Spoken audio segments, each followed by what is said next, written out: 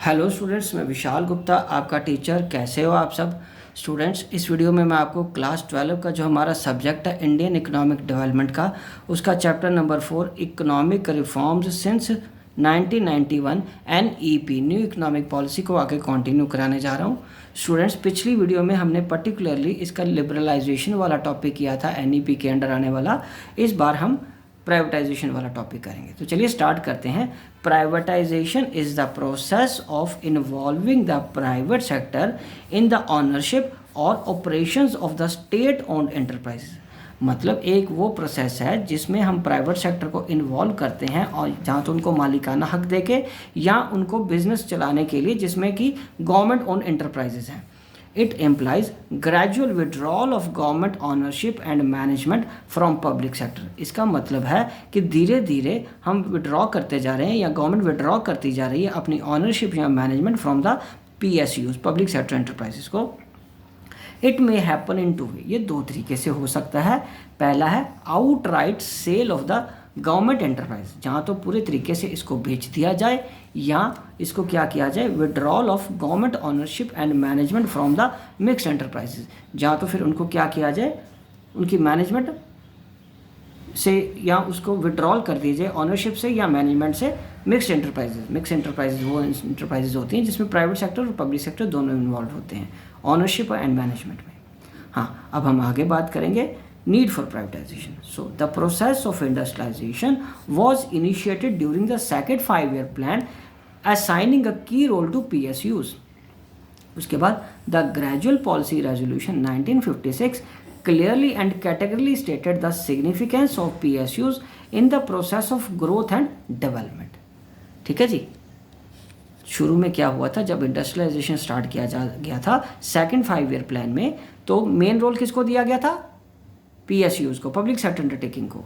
और Indian industrial policy resolution 1956 clearly कहता है कि PSUs की सिग्निफिकेंस क्या है ग्रोथ और डेवलपमेंट में। ठीक है, मेजरली उसकी सिग्निफिकेंस के बारे में ही बोला गया था। ठीक है जी। अब हम आगे बात करते हैं। The IPR 1956 industrial policy resolution 1956 clearly and categorically stated the significance of PSUs in the process of growth and development. उसके बाद also it was on account of the spread of PSUs that the Indian underwent a structural transformation. People started shifting from agriculture to industry as their source of livelihood, and there was a gradual increase in the percentage contribution of the industry to GDP. Next up, fourth, it was on account of the spread of PSUs that India could diversify its industrial base between the period 1951 to 1991।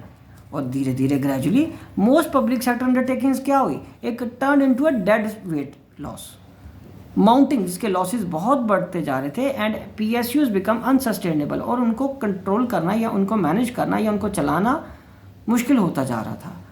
Leakages, pilferage, influence, inefficiency and corruption had become too rampant in PSUs, so rampant मतलब बहुत ज़्यादा बढ़ गई थी, that there privatisation was considered as the only remedy. तो उनका privatisation करना ही main remedy नज़र आ रहा था। ठीक है, दूसरा कोई उपचार ही नहीं नज़र आ रहा था कि इनको कैसे ठीक करें। तो सरकार ने सोचा कि इनको बेच दिया जाए प्राइवेट हाथों में। और आगे gains. So gains of privatisation क्या है बच्चों? Gains of privatisation employs supremacy of self interest over social interest, जिससे क्या होता है, मैक्सिमाइजेशन ऑफ प्रॉफिट होता है, रिजल्टिंग इन हायर प्रोडक्टिविटी, और इससे प्रोडक्शन और प्रोडक्टिविटी दोनों बढ़ती है। Privatisation expects private enterprises to work in a competitive manner, competitive environment में काम करने के लिए देते हैं, जिससे कि अपग्रेडेशन होती है और मॉडर्नाइजेशन होती है कंपटीशन से। Privatisation promotes diversification of production, more goods in the benchmark of growth. और क्या है, privatisation promotes consumer sovereignty, higher degree of wide choice of goods and better quality of life. और इसके लॉसेस क्या रहे प्राइवेटाइजेशन के? Socialistic pattern जो हमारी सोसाइटी का था वो left to survival only on theoretical possibilities, वो सिर्फ थ्योरेटिकली रह गया, मतलब जिसको हम बोलते हैं ना कि किताबों में ही लिखा रह गया, अब सोशलिस्टिक पैटर्न नहीं है।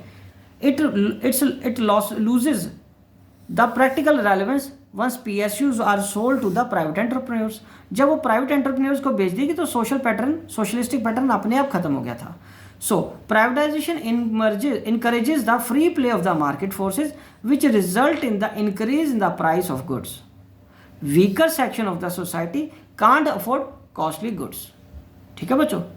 तो बेटा ये टॉपिक था हमारा प्राइवेटाइजेशन का. ये छोटा सा और सिंपल टॉपिक है. मैंने जानबूझ के इसको अलग वीडियो में इसलिए दिया ताकि आपको ये छोटा सा टॉपिक अलग से ढूंढने की ज़रूरत ना पड़े, क्योंकि मेन वीडियो में फिर ये बीच में रह जाता है तो आपको नज़र नहीं आता कि प्राइवेटाइजेशन का अलग से अगर आपने पढ़ना हो तो स्टूडेंट्स इसी के साथ मैं ये वीडियो कंक्लूड करता हूँ. आई होप कि आपको अच्छे से समझ आ गया होगा. आप नेक्स्ट वीडियो ग्लोबलाइजेशन के लिए मेरे चैनल को सब्सक्राइब करना ना भूलें और अपना कोर्स कंप्लीट करते रहिए. Wishing you good luck.